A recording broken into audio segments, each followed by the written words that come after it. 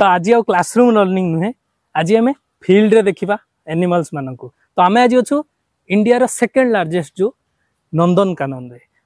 नंदनकानन तो पाखापाखि कौटे अवस्थित ना जो चंदका डंपड़ा वाइल्ड लाइफ सैंचुरी अच्छी तार एडजस्टेंट अवस्थित पाखरे कांजिया लेक अच्छी पाखापाखि केते एनिमल अच्छा ना पाखापाखि 210टा एनक्लोजर पाखापाखि 116 केव्स पाखापाखि 156 प्रजातिर जीवजंतु तो ऑलमोस्ट 3000 प्रजातिर जीवजंतु अच्छा India fast white tiger safari Nandankanan रे अच्छी।